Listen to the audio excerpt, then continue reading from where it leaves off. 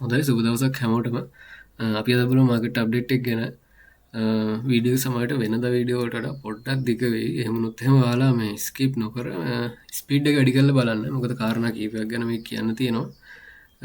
ඊ video එක ගෙනාවේ නෑ මොකද මම මාකට් අප්ඩේට් එකක් දුන්න ටෙලිග්‍රෑම් එකේ.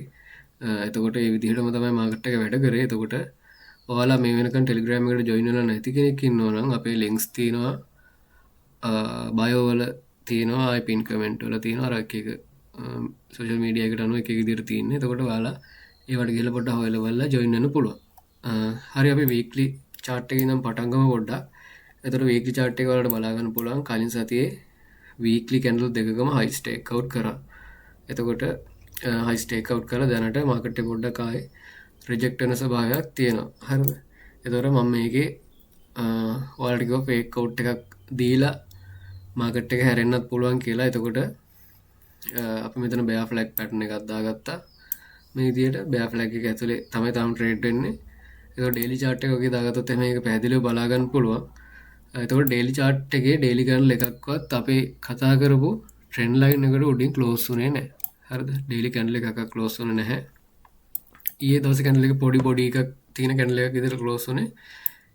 ඒකම අද දවසේ කැන්ඩල් එක අද ඉරිදා දවසක්. එතකොට බෑරිෂ් කැන්ඩල් එකක් විදියට දැන් ට්‍රේඩ් වෙනවා. එතකොට ඊයේ සහ පෙරේද කැන්ඩල් දෙකේම ලෝස් ටේක් අවුට් වෙලා තියෙනවා. හරිද? ඊට අමතරව මේක අපි දාගත්තොත් එහෙම පැය 4 chart එකට පොඩ්ඩක් දාගත්තොත් ඔයාලට බලා ගන්න පුළුවන් පැය 4 chart එකෙන් Bitcoin පැහැදිලි ෆේක් අවුට් එකක් දුන්නා. අපි කතා කරපු බෑ මාකට් එක තීරණය වෙන ට්‍රෙන්ඩ් ලයින් එකෙන්. එතකොට මේ ගැන මම කලින් වීඩියෝ එකේ කිව්වා මම කිව්වා ඩේලි කැන්ඩල් වලින් සමහර ෆේක් අවුට් එකක් දෙන්නත් පුළුවන් කියලා. හැබැයි පොවාව කැන්ඩල් එකකින් තමයි ෆේක් අවුට් එකක් දුන්නේ. කැන්ඩල් දෙකක් ඊට උඩින් ක්ලෝස් වෙලා ඊට පස්සේ කැන්ඩල් එක ලොකු බෑරිෂ් කැන්ඩල් එකක් විදියට ඩ්‍රොප් වුණා. දැනට තියෙන කැන්ඩල් එකත් බෑරිෂ් කැන්ඩල් එකක් විදියට තමයි ඕපන් වෙලා තියෙන්නේ. තාම පැයක් වගේ තමයි ගිහින් තින්නේ ඕපන් වෙලා. එතකොට මම මේකේ ඔයාලට ෂෙයා කරා chart කිහිපයක් ගැන. හරිද?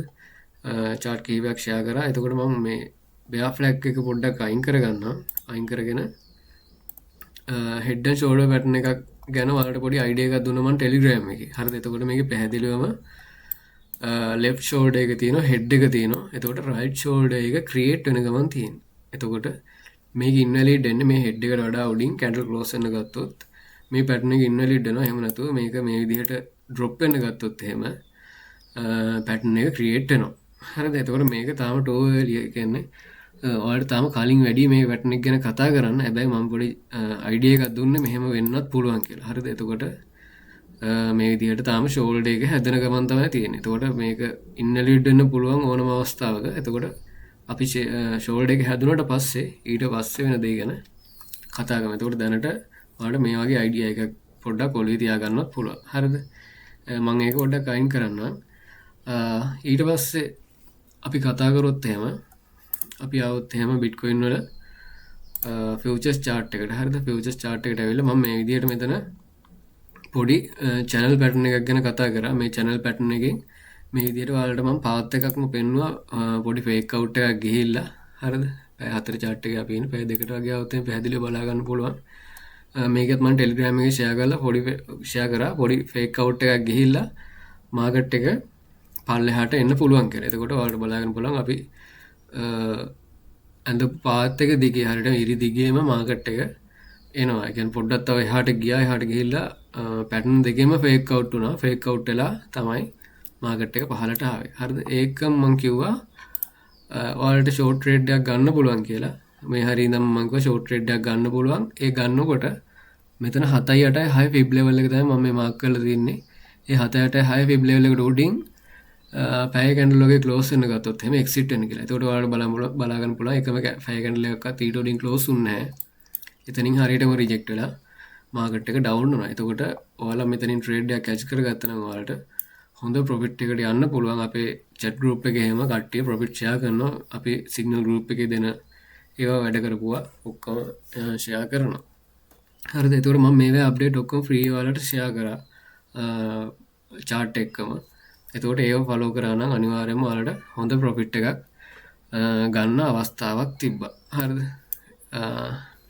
එකම වගේ Bitcoin වල අපි කතා කරොත් එහෙම දැන් අද සෙනසුරා අද සෝරි අද ඉරිදා දවසක්නේ. එතකොට ඊයේ දවසේ අද දවසේ හැදෙන ඩ්‍රොප් එක CME ගැප් එකක් විදිහට තමයි හැදෙන්නේ. එතකොට CME chart එක දැනට මේ කියන්නේ chart එකේ දැනට candle එක close උනේ 73යි 600 ගානකින් වගේ. 73යි 400 ගානකින් වගේ තමයි close උනේ. හරිද? එතකොට top එක ගිහින් තියෙන 73යි 600 ගානක් 800 ගානක් ගිහින් තියෙනවා. 73යි 400 ගානකින් තමයි මෙතන සිකුරාදා දවසේ ක්ලෝස් වුණේ. එතකොට දැනට මාකට් එක ඇවිල්ලා තියෙනවා සාමාන්‍යයෙන් 71යි 400 ගානට වගේ වෙනකන්. එතකොට මේ විදිහට ලොකු ඩ්‍රොප් එකක් ඇවිල්ලා තියෙනවා මාකට් එක. එතකොට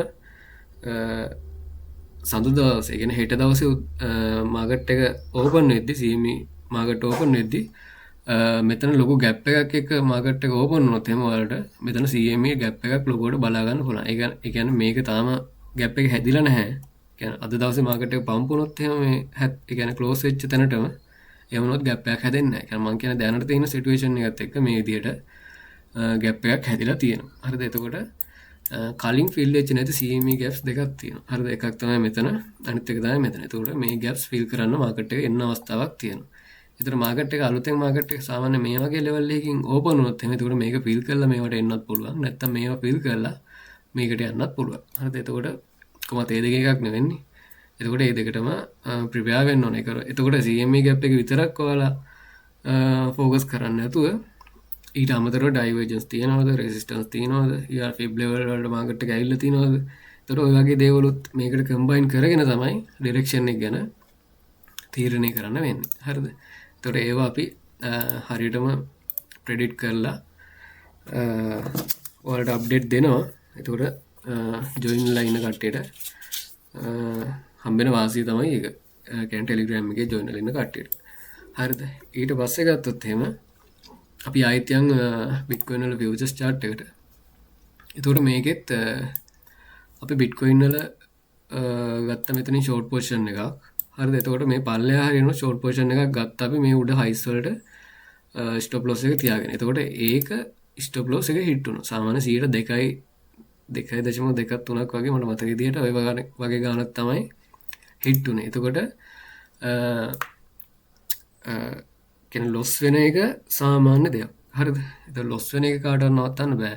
හැබැයි ලොස් වෙන ප්‍රමාණය හරිද? ඒ කියන්නේ ලොස් වෙන ප්‍රමාණය, ලොස් වෙන amount එක සහ ලොක් වෙන frequency කියන්නේ කී වතාවක් ලොස් වෙනවද කියන එක ඔයාලට නවත්ත ගන්න පුළුවන්. හරිද? එතකොට සාමාන්‍යයෙන් මෙතනින් ට්‍රේඩ් එකක් ගත්ත කෙනෙක් හරිද? අපි කියමු මෙතනින් ට්‍රේඩ් එකක් ගත්ත කෙනෙක් මේ හරියෙන් ස්ටොප් අවුට් කරොත් එයාට පොඩි ප්‍රමාණයක් ලොස් වෙනවා. හැබැයි මේ හරියට වෙනකන් ගිහිල්ලා තවත් මාකට් එක අප් වෙන්න ගත්තොත් එහම එයාගේ ලොස් එක ඉතාලම වැඩි වෙනවා.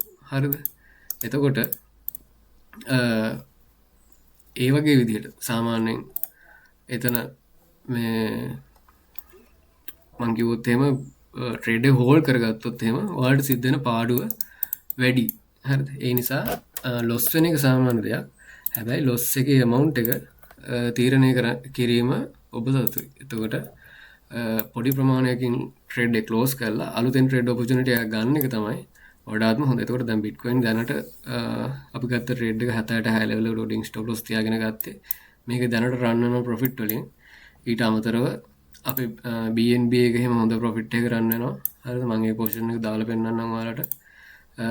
එන්ට්‍රි එකෙන් හරියටම හිට් වුණා මේ ලිමිට් ඕඩර් එකක් දුන්නේ. එතකොට ඒක ලොකු ඩ්‍රොප් එකක යනවා.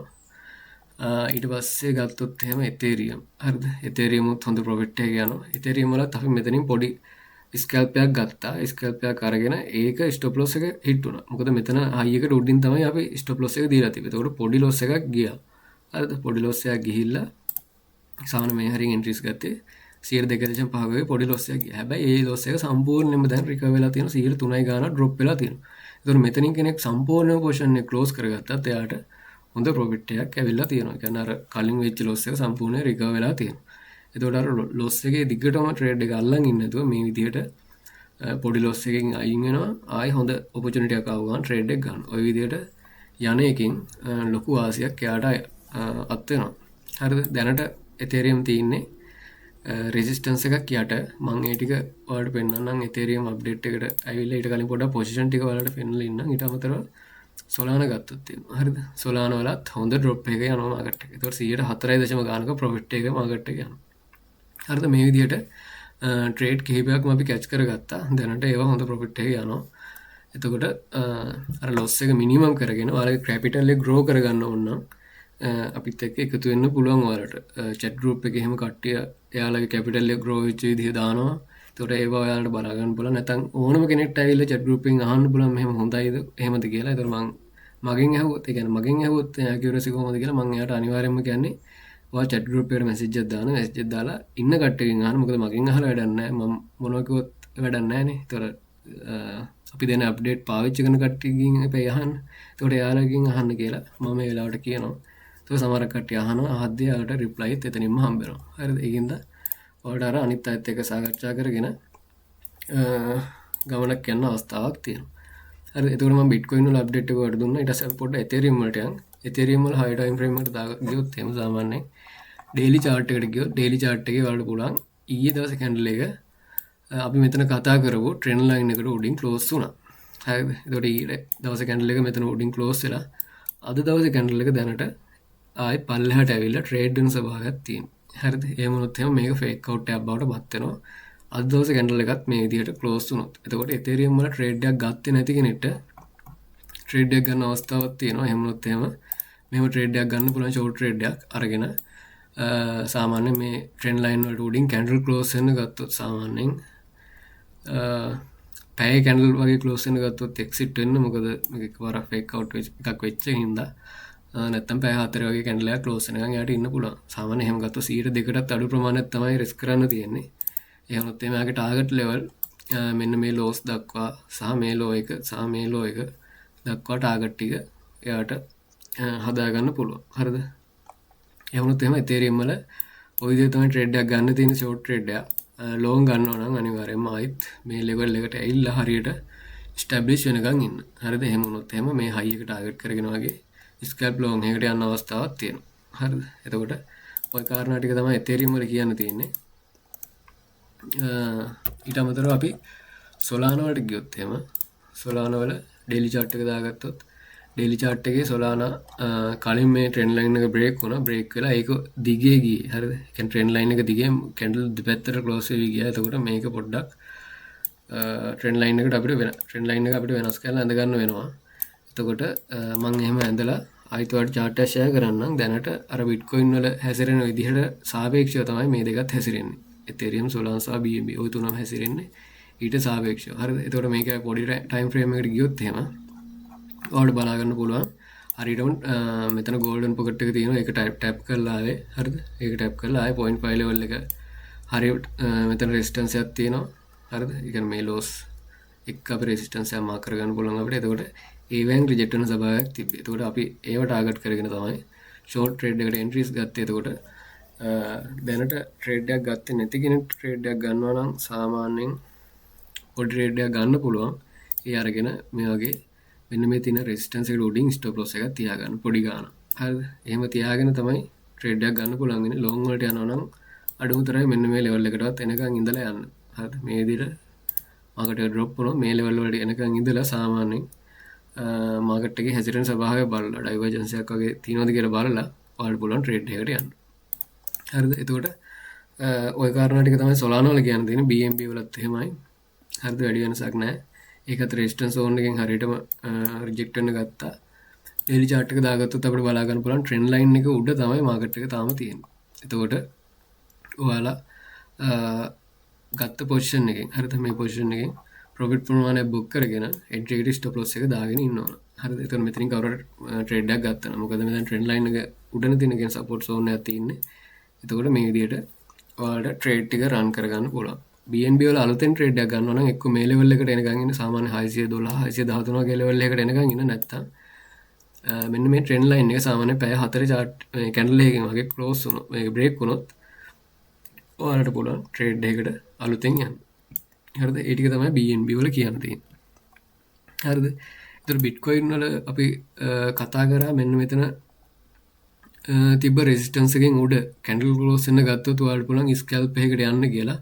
හරිද? scalp එකකට ගිහිල්ලා සාමාන්‍යයෙන් මෙතන තියෙන සෝන් එක රෙස්ටන් සෝන් එක ටාගට් කරගන්න පුළුවන් මම ස්කල්පයකට ගිය නෑ එදාම කලින් වීඩියෝ එකෙදිකව හම යන්න පුළුවන් කියලා කෙනෙට එහෙම ගියානම් පොඩි ප්‍රොෆිට්ටක් ගන්න තිබ්බ හැබයි ඒක මම ඒට්‍රේඩ් එකට ගිය නෑ හරිද ඔය කාරණට තමයි කියන්න තින තුර අලුතෙන් ට්‍රේඩ් ගන්න කට්ටියට ට්‍රේඩ් ගන්න විදිහ ගැන කිව්වා ට්‍රේඩ් ගත්ත කට්ටියට ප්‍රොෆිට් ගන්න විදිහ ගැන කිව්වා සහවාලා ට්‍රේඩ් කරන්න ඕන විදිහ ගැන පොඩි අයිඩිය එකක් දුන්න හරිද ඔය කාරණටික තමයි කියන්න තියෙන ඊට අමතර පොඩ්ඩක් ලික්විඩේෂන් හීට් මැප් එකට ගියොත් එහෙම බිට්කොයින් වල හරිද හීට් මැප් එකට ගියොත් එහෙම මේ තියෙන්නේ 1 month data හරිද 1 month data තියෙන්නේ මේ එතකොට ඔයාලට බලාගන්න පුළුවන් සාමාන්‍ය 75000 කියන ලෙවල් එකකින් කියන්නේ කලින් හදපු හයි ස්කිට්ටුවෙන් ලික්විඩ් ප්‍රමාණයක් තියෙන සැලකිය යුතු ප්‍රමාණය ඊට අමතරව සාමාන්‍ය 2 weeks වගේ data තියෙන chart එකට ගියොත් එහෙම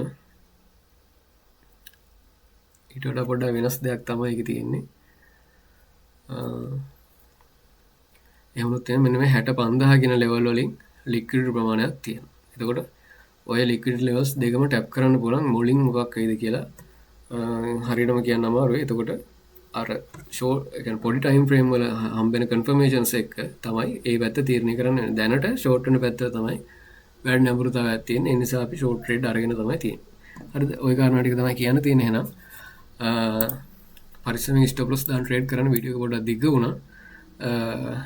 අලුත් වීඩියෝ එකකින් ආයෙ හම්බෙමු. හෙට වීක්ලි කැන්ඩල් එක ක්ලෝස් වෙනවා. එතකොට ඒකත් එක්ක අලුත් වීඩියෝ එකකින් ආයෙ හම්බෙමු. හරි සුබ දවසක් හැමෝටම.